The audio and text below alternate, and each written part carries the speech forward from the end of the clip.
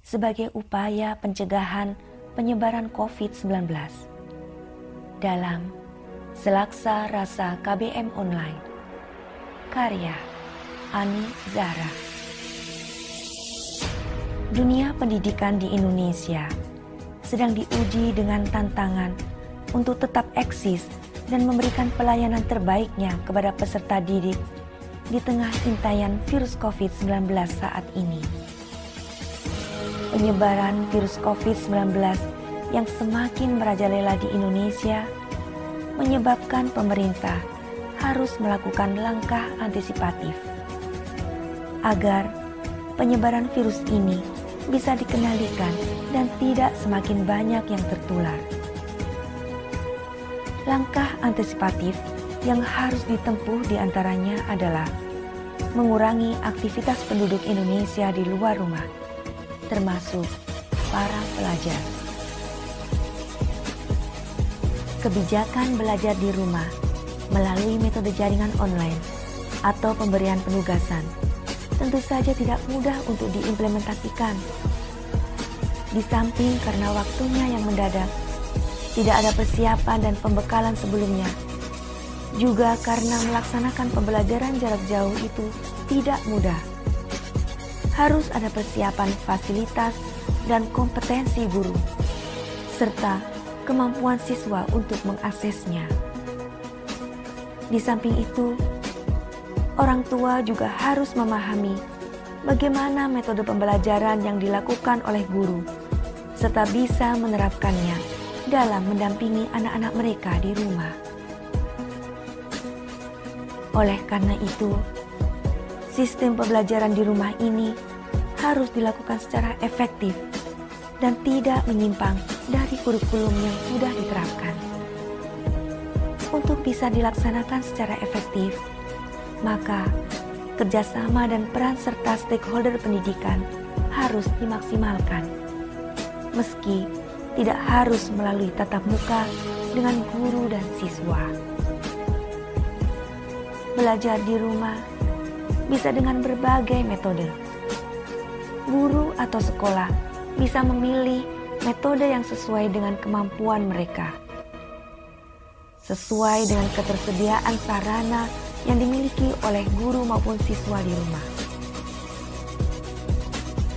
Sistem pembelajaran daring atau SPADA merupakan implementasi pembelajaran jarak jauh untuk meningkatkan pemerataan akses terhadap pembelajaran yang bermutu. Semula, daring diperuntukkan untuk mahasiswa di perguruan tinggi.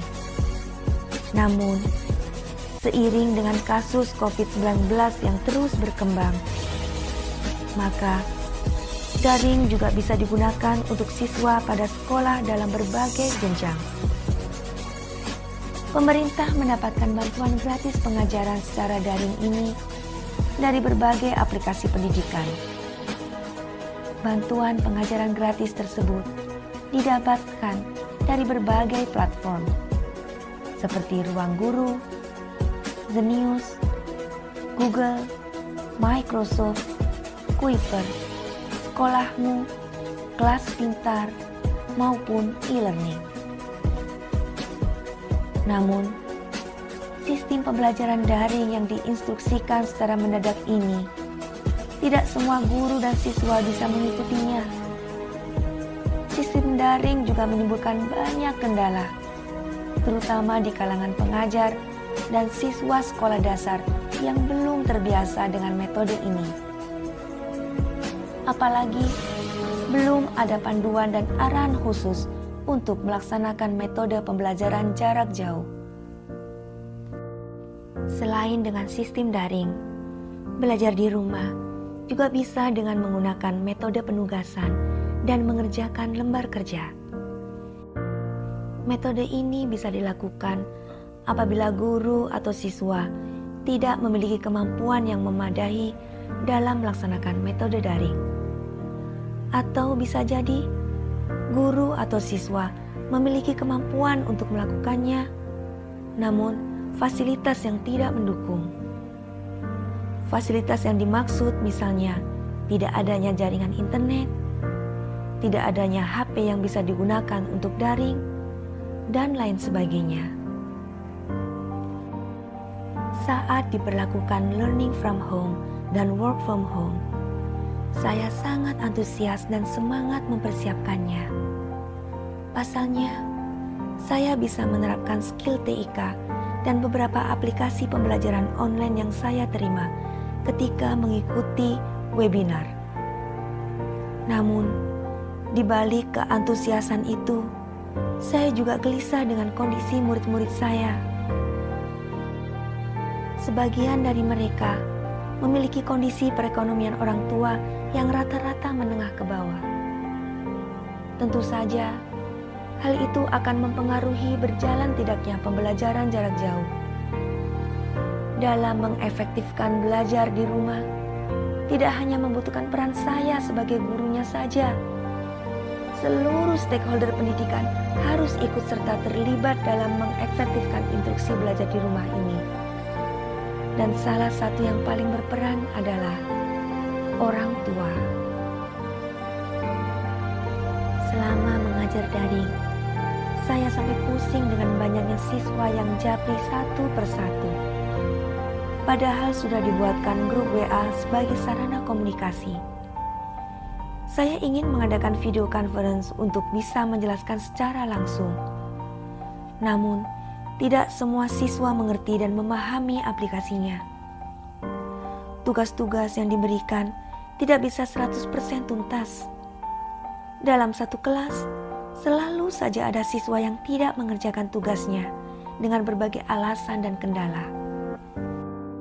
Seperti tidak punya HP, tidak punya paket data, sinyal yang lemot, bahkan sampai anak-anak yang gagal mendapatkan wifi yang mereka beri julukan pejuang sinyal. Kondisi perkembangan virus COVID-19 di kota saya semakin parah. Hal itu membuat pemerintah daerah menetapkan kota saya termasuk zona merah. Dalam masa darurat COVID-19, Dinas Pendidikan mengeluarkan edaran perpanjangan masa belajar di rumah sampai dalam batas waktu yang tidak bisa ditentukan. Ketika saya menyampaikan edaran ini kepada para siswa, respon mereka sungguh di luar dugaan. Mereka mengeluh sudah capek mengerjakan tugas-tugas secara online. Mereka merasa jenuh berlama-lama di rumah dan tidak bisa kemana-mana. Mereka sudah rindu akan semua hal tentang sekolah. Kangen jajan rame-rame di kantin sekolah, kangen bikin mading kelas bersama-sama, kangen mengikuti kegiatan ekstrakurikuler, dan masih banyak hal lain yang mereka rindukan. Saat ini, saya merasakan bahwa pembelajaran jarak jauh kurang efektif diterapkan untuk murid-murid saya.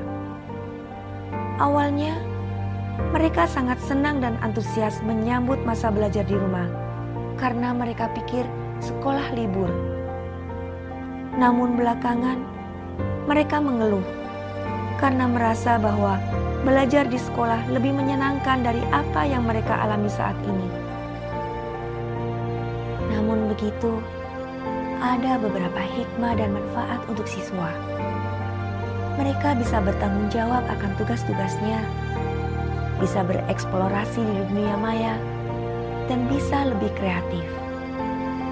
Mereka akan lebih bijak dalam menggunakan gadget, di mana fungsi HP tidak hanya untuk bermain games dan bermain WA saja, tetapi bisa memanfaatkan beberapa aplikasi belajar. Di samping itu, kuota paket data sangat dibutuhkan dan mempengaruhi lancar tidaknya pembelajaran jarak jauh, baik untuk guru maupun siswa. Instruksi belajar di rumah akan efektif apabila didukung oleh seluruh stakeholder pendidikan, baik guru, orang tua siswa, maupun kepala sekolah. Efektif artinya berjalan sesuai dengan program, relevan dengan kompetensi, serta mengacu pada keberlanjutan kurikulum di sekolah. Agar dapat tercapai efektivitas tersebut, maka masing-masing pihak harus melaksanakan tugas sebagaimana mestinya. Semoga bencana virus corona ini segera berakhir dan proses belajar mengajar di sekolah bisa berjalan secara normal seperti sedia kala. Amin.